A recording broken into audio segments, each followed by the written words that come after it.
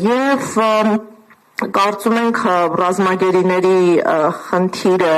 անկախ ադրբեջանական աղբյուրների մեկնաբանությունների ունի նաև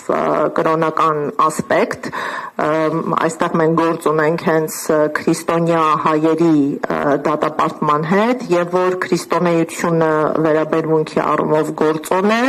մեզ ցուցադրում են նաև այդ կրոնական սիմվոլների առնչվող մի շարք հարցեր, օրինակ թեև առանձին գրքեր թույլատրվում է տրամադրել հայ բանտարկյալներին, սակայն հնարավոր չէ փոխանցել Աստվածաշունչը։ Եվ սա բացատրություն չունի, եթե գրքերի հասանելիություն տրվում է եւ անձը ազատ ժամանակը ընթերցելու հնարավորություն ունի, ինչու իր ցանկությամբ, իր նախընտրությամբ դա չի կարող լինել հենց Աստվածաշունչը եւ այլ թե Ռուբեն Վարդանյանին է սա արգելվել եւ թե այլ բանտարկյալներին նաեւ հրապարակային զեկույցներից կարծում եմ տեղեկացված եք, որ կրոնական սիմվոլները հավաքվել են, արգելվել են դրանք թողնել